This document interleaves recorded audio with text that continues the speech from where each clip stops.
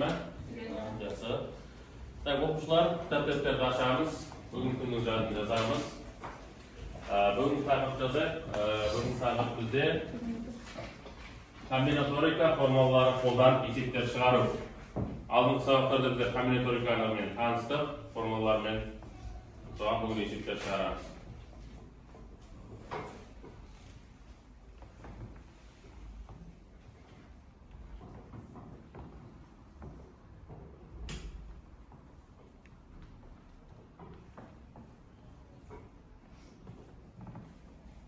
Тақырып жазып оқушылар.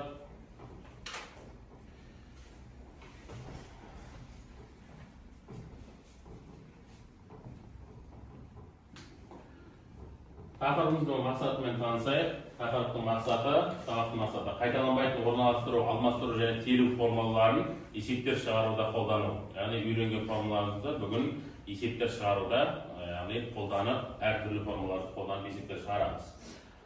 Енді алдыңғы сабақта берілген үй жұмысын тексереміз. Қастарында тұрып отырған оқушыларға дәптерлеріңізді ауыстыра қойыңдар. Үй жұмысын тексереміз.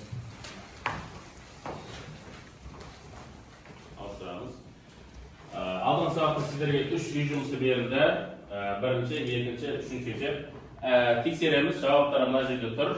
Бірінші есептің, екінші есептің, үшінші есептің. Әрбір дұрыс жауапқа 1 балдан береміз.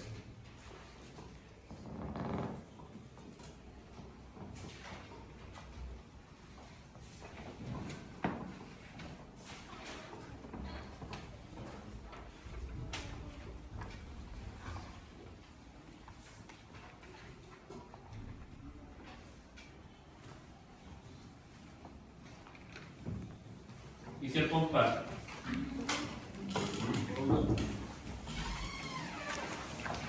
Дәптерді елдеріне қайтарып береміз. Қазір сіздерге мынандай бағалау парағын каждый адамға бір оқушыға біреуін беріп шығамын.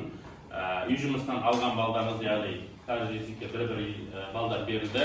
Алған балдарыңызды мына жерге жазсаңыздар болады. Қазір таратып тұрған. Бір-бірден аламыз. Ала қойыңдар.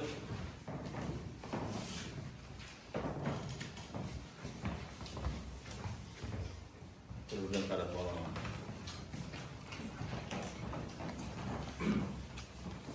Оң жақ, жоғары жаққа аты жөндерін жазыңыздар.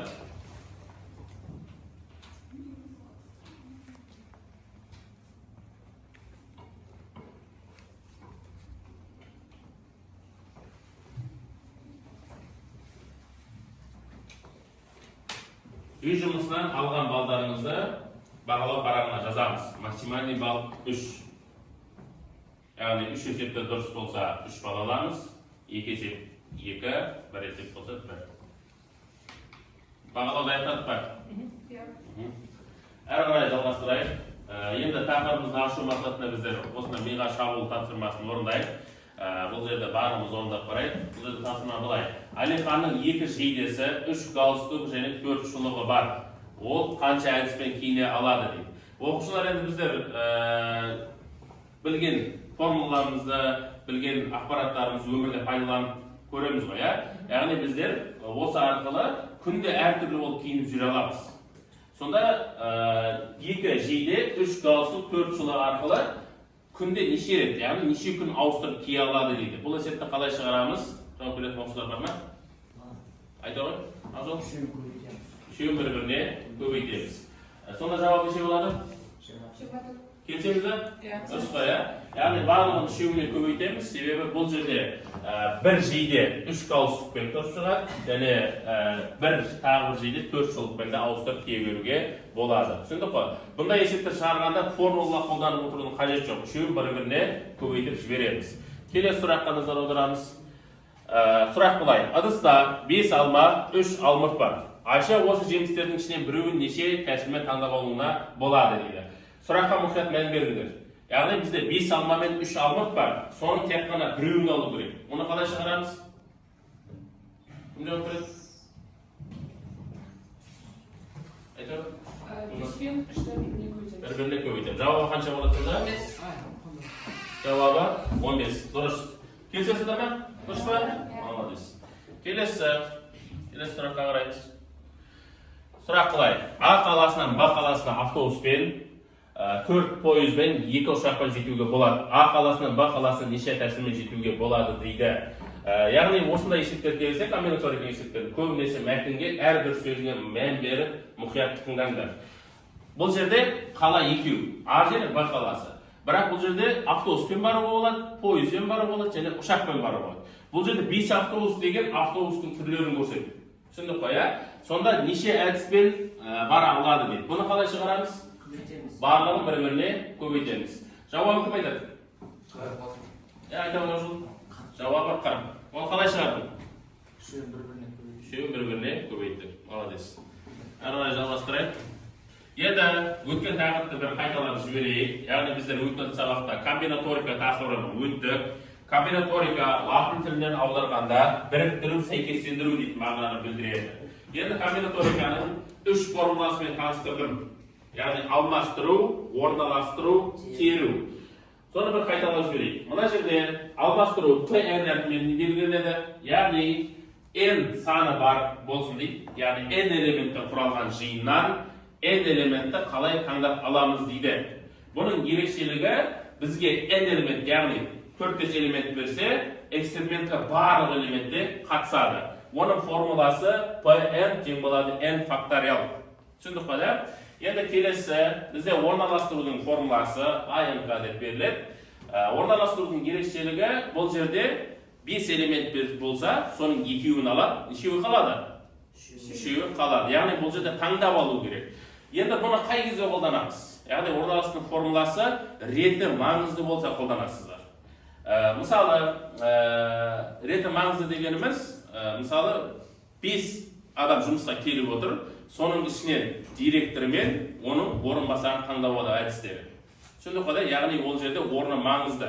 Яғни директор бір адам болады, екіншісі орынбасар болады. Орындарын ауыстырғанда бірден өзгере ме? Өзгереді. Өзгергенде екінші адам уже директор болып кетеді, бірінші адам орынбасар болады. Білеміз ғой? Келесі бізде терудің формуласы, бұл жерде CNK деп беріледі, формуласын білеміз. Бұл жерде N элементті, K элементті теру болу керек. Бұны қай кезде пайдаланамыз? Бұл жерде мана орналастыруда реті маңызды дейтін әңгіме айттық, солай ма? Мына жерде реті маңызды емес. Себебі маңызды емес дегеніміз, мысалы 5 оқушыдан 2 оқушыны алуымыз керек. Яғни кезекші таңдап алсақ дейді. 5 оқушыдан 2-ін алсақ, осы 2-де не болады? Кезекші болып кетеді. 2-і бір зат. Түсіндік па, сондай жағдай болса, онда біздер теру формуласын пайдаланамыз. Әрі қарай жалғастырайық. Енді мысалы есептерді шешейік. Бізде жалпы комбинаториканың есептері келсе, бірден формулаға келетін есептер болады, келмейтін есептер болады. Мысалы, мынандай есеп беріліп тұр, бізде 8 ұл бала, 6 қыз баламен қанша әдіспен жұп құралады дейді. 8 ұл бала, 6 қыз бала. Бұл жерде логикалық тәсілде шығарып жіберуге болады. Яғни, алдында миға шабуылда да шығарып, екеуін бір-біріне көбейтіп жібере аламыз. Мысалға, бір ұл баланы алайықшы. Сол ұл баланың неше жұп құру үшін неше мүмкіндігі бар? 6 мүмкіндігі бар. Солай ма? Себебі бізде қыздың саны нешеу? 6 қыз. Екінші оқушының нешеуі бар? 5-еу. Үшіншісінікі 4-еу. Дәл солай жалғаса береді. Яғни бір-біріне көбейтіп жіберемізді, есепті солай аяқтап жібереміз. Келесі, енді мына жерде ANK-мен де шығара болады ол нәрсені. Терудің есебін қарайықшы. Әлихан 20 түрлі балмұздақтың арасынан 3 шар балмұздақты таңдай алады дейді. Егер балмұздақтың түрлері орналастыру реті есепке алынбаса дейді, ол әртүрлі балмұздақты қанша тәсілмен таңдай алады дейді. Енді қараймыз. Бұл жерде жаңа айттым, мәтінді дұрыстап оқи білуіміз керек. 20-дан, яғни 20 түрлі балмұздақтан 3-ін таңдап алатыны рас.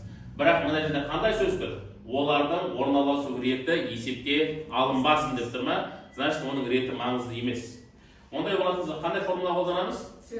Теру. Енді теруді шығарып, неше күн таңдай алатынымыз шығарып аламыз. Ол жерде 20 факториал болады, яғни С 20-дан бізде 3 болады да. 20-дан 3 жазайсан қанша болады? 17, мына жерде 3 факториал болады.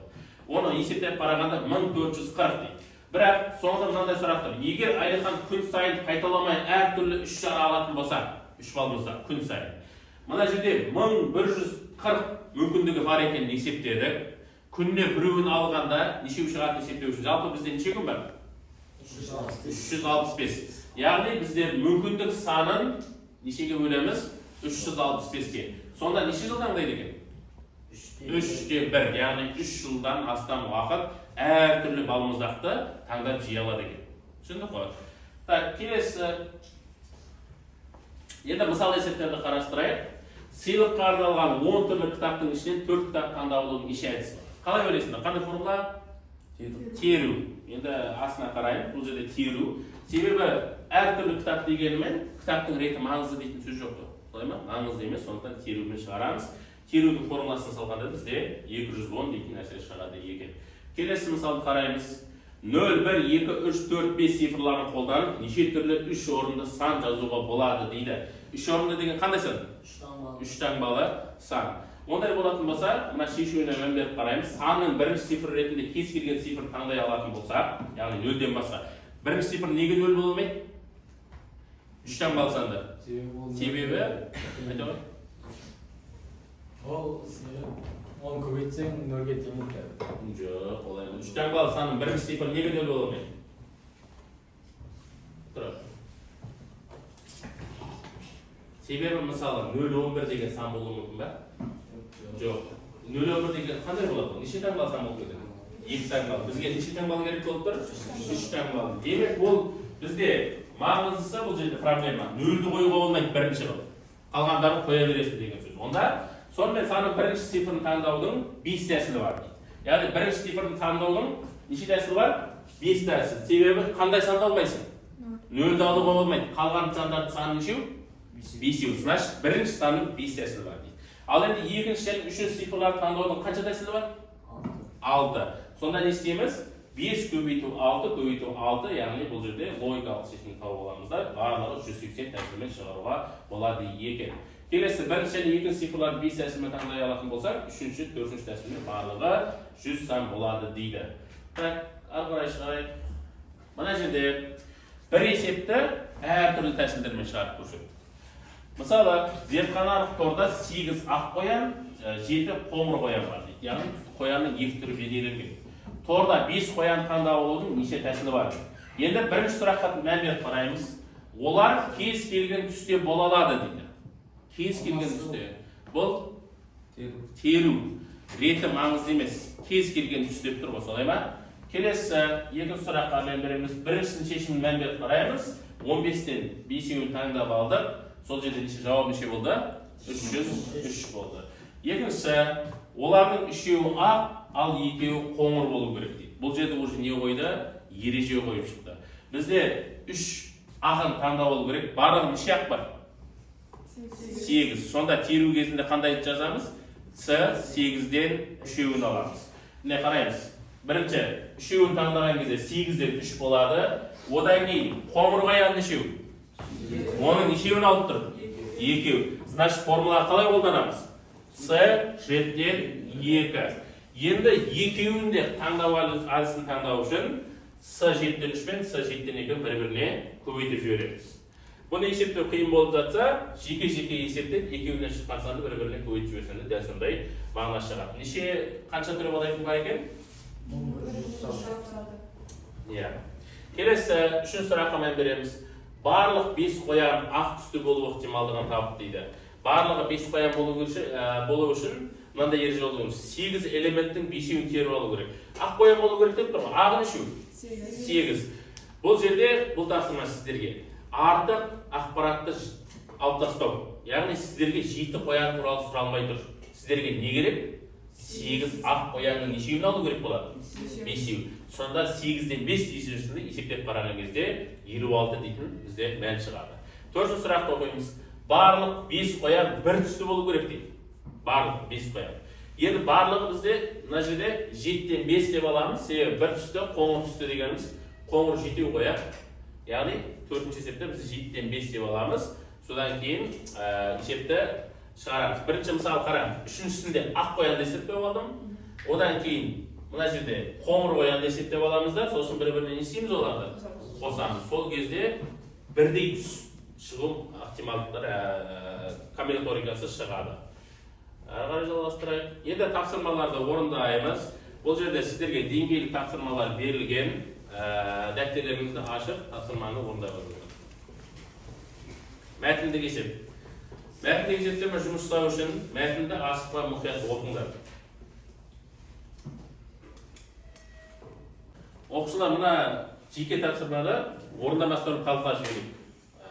Бірінші есепті қараймыз. Кафеде балмұздақтың 10 түрі бар, сусынның 8 түрі бар, бәліштің 5 түрі бар. Бұл жерде қандай формуланы пайдалануымызға болады? Жоқ. Манағындай үшеуін көбейтіп жіберуге болады. Үшеуін бір-біріне көбейтіп жібереді. Себебі бұл жерде ешқандай формула талап етілмейді. Түсіндік қой, үшеуін бір-біріне көбейтіп жібереміз. Келесі, бұда әнші 10 ән таңдады, яғни әншінің 10 әні бар. Ол осы әндердің 5-еуін қанша амалмен алуға болады дейді. 10 әннің 5-еуін алып тұр. Бұл точно алмастыру емес. Қайсысы? Теру болады. 5 әннің орны маңызды дейтін сөз бар ма? Жоқ. Маңызды емес. Қалай тұрса да тұра береді. Теруге саламыз. Ән неше? 10 кәдем 5 болды. Келесі енді С деңгейінің есебін шығарамыз. Бұл жерде А, Б, С әріптерінен және 0, 2, 3, 4, 5, 9 сандарынан қанша таңбалы қанша жеті таңбалы код жасауға болады дейді. Алдыңғы сабақта мен айттым, сандарға және әріптерге келгенде мұқият боламыз деп. Себебі олар орындарын ауыстырғанда всегда орны қандай болады? Реті маңызды болады, маңызды емес болады ма? Маңызды болады. Сондықтан қандай формула қолданамыз маңызды болса? Орналастыру формуласы қолданамыз. Жақсы, енді дискрипторға мән береміз. Әрбір дұрыс есепке 1 балдан қоямыз. Бере ме? Бастаймыз.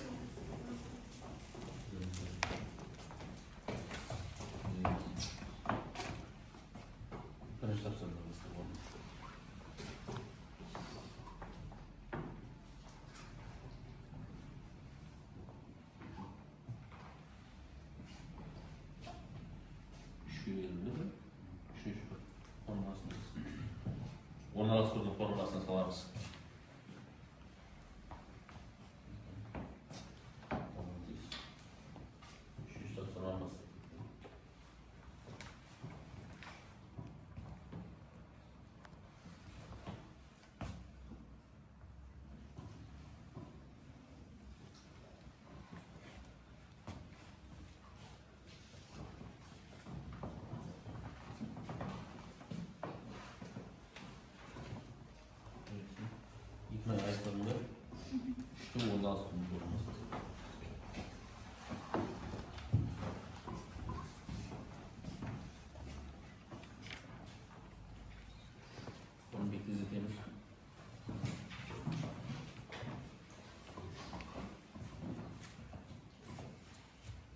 Қандай формула тұрыз?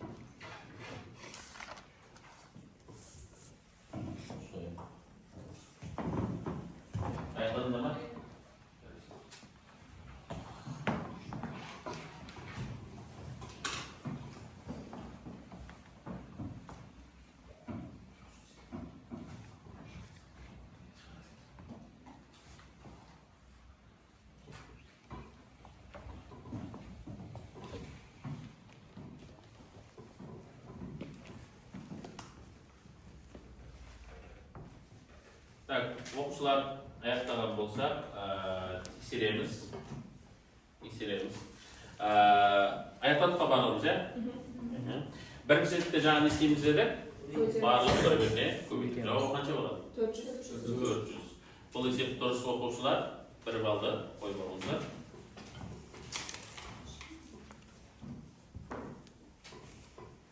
Келесі, В деңгейінің есебін қандай формулаға салдық? Теру. Жауап қанша болды?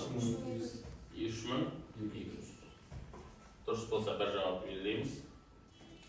1 балл жазамыз. Алла барағына. Келесі үшінші сәтті қандай формулаға салдық? Орналастыру. Жауабы қанша болды? 453.600. 453.600. Dұрыс жауапты белгілеп, дұрыс болса тексереміз.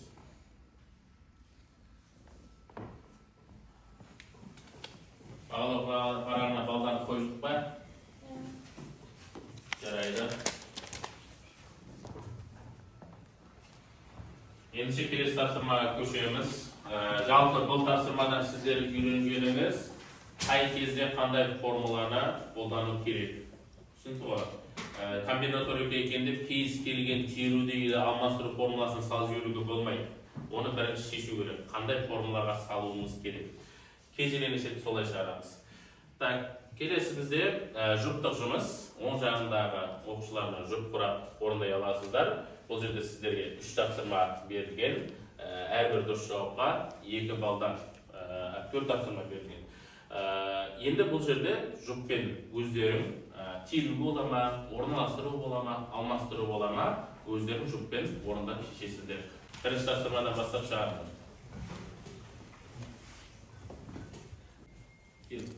Айбіншісін терумен шығарама.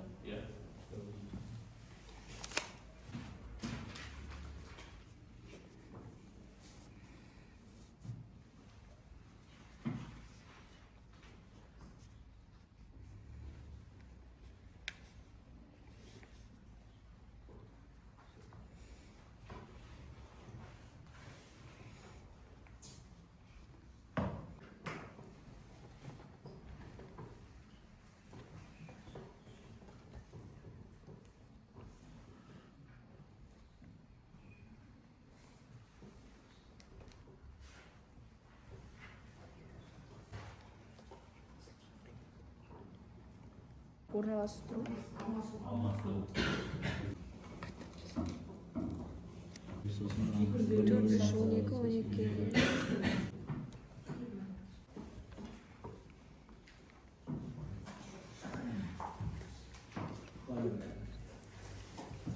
Оқушылар тапсырманы ортақ болған болса, тексеріп жіберейік. Бірінші тапсырмада бір топта 24 студент бар. Техникум бойынша кезекшілер тобы 3 студенттен тұру керек дейді. Қанша тәсілі бар дейді. Бұны қандай формаға салдық? Теру. Жауабы қанша болды? 2024. 2024 дұрыс ответ. Дұрыс болса бағалау парағына балдар қойып шығамыз.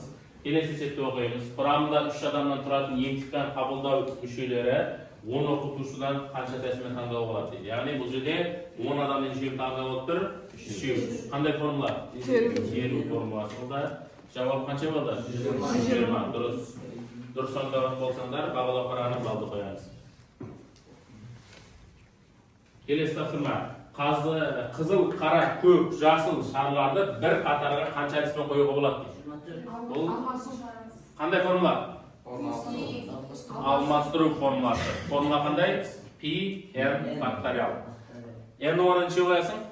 4. Себебі неше түс бар сенде? 4 түс бар. 4 факториал қаншаға тең? 24. Дұрыс оған орындасақ балды қоямыз. Келесі, неше тәсілмен 7 адамды асханаға кезекке тұрғызуға болады дейді. 7 адамды қатар тұрғызу керек. 5040 тәсіл. 5040. Қандай формулаға салдың? Алмастыру. Дұрыс. Аяқтадық па? Келесі тапсырманы көше берсек бола ма? Жұптық жұмысты аяқтадық.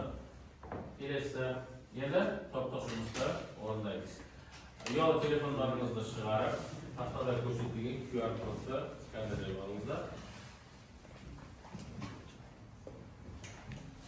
Оқушылар топтық тапсырманы QR кодты сканерлегеннен кейін сіздердің алдарыңызға тапсырмалар беріледі.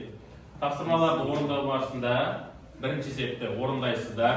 Одан кейін үстін басқан кезде жауаптар шығар. Егер дұрыс шығара алсаңдар, окей, батырмасын басамыз. Қате шығарған болса, упс батырмасын басамыз. Және бұл тапсырмада бізде 2 балл берілген. Ең көп ұпай жинаған топ барлығы топ бойынша 2 балдан алады. Одан кейін екінші орында тұрған топ 1 балл алады. Ал өкінішке үшінші топта қалып қойсаңдар, балл ала алмай қаласыңдар.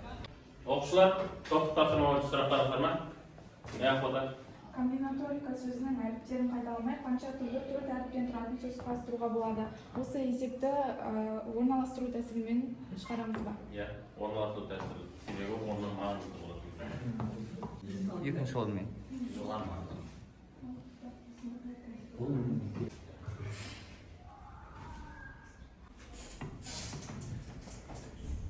Оқушылар тапсырманы айтады да? Жарайсыздар. Нәтижесін қарады, топтық нәтижені шығарды. Бізде бірінші орын алған үшінші топ 83% дұрыс жауап берген. Екінші топ бізде 75% дұрыс жауап берген. Үшінші топ 55% дұрыс жауап берген. Үшінші топ барлық оқушыға 2 балдан бағалау парағына қоя қойыңыздар. Екінші топ 1 балдан қоямыз. Осы ба? Бағалау парағына қойдық қой? Жарайды. Келесі тапсырмаға өтеміз. Бекіту тапсырмасы, бұл жерде де QR код арқылы орындаймыз. QR кодты сканерде бола қойыңыздар.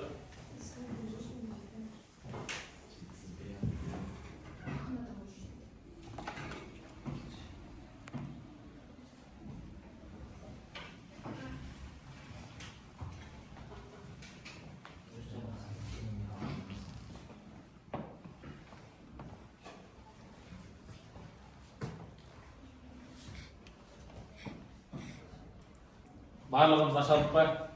Тапсырма шықты ма? Бұл бізде бекіту тапсырмасы. Сіздердің алдарыңызға тест шықты. Сол тестті бекіту тапсырмасын орындаймыз.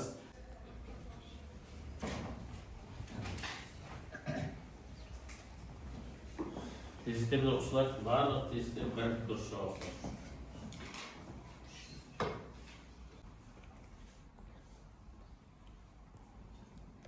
Оқушылар, нәтижелеріңіз шықты ма? 80%-дан асырып жинаған оқушылар бар ма? Қолдарыңыз көтеріңізші. Ой, жарайсыздар. Молодец. Бұл тапсырмалар оңай тапсырмалар. Şimdi формулаларды бекіту, алмастырудың формасы қандай, теорияның формасы қандай, соны үйренді. Енді сабағымыздың аяғында сабақты қорытындылап жіберейік. Бұл жерде жалпы осы сабақта біздер қайталанбайтын теориялер, орналастыру және алмастыруды есептейтін формулаларды өттік, олармен таныстық. Ең маңызды бізде 3 формула бар: алмастыру, орналастыру және теру. Бірақ естеріңде болсын, ол формуланы салмай-ақ есепті шығарып жіберетін есептер де болады. Білеміз ғой, оны да таныстырдық. Енді алмастыруда қай кезде қолданамыз? Алмастыруда алмастыру n элементтен тұратын жиыннан n элементті алмастырады. Енді келесі, бұл жерде алмастыру болмаса, ол немесе теру болуы мүмкін, немесе орналастыру болуы мүмкін. Орналастыру болу үшін ол реті қандай болу керек? Маңызды болу керек. Ал теру болу үшін реті маңызды емес болу керек. Осы нәрсе естеріңде болсын. Комбинаториканың есебі келген кезде бірден формулаға салып жібермеңдер. Бірінші шешіп алыңдар. Формула шығаруға, формула қолдану керек па, керек емес пе, оны шешесіздер. Формула қолданатын болса, қай формуланы қолданған дұрыс, соны шешесіздер. Ескертіп айтамын, комбинаториканың есептерін шығарғанда әрбір, яғни мәтінмен берілетін бұл есептер, әрбір сөзді мұқият оқып, танысып барып есепті шығарыңыздар. Түсінікті ме? Себебі формуланың реті маңызды, маңызды емес дейтін сөзге мән береміз. Жақсы, үйге тапсырма 21-де 5 кітаптан қарайсаңдар болады. 21-де 5-ші тапсырма. Бұл жерде біздер орналастыру мен алмастырудың есептерін шығарамыз. Үй тапсырмасын аламыз.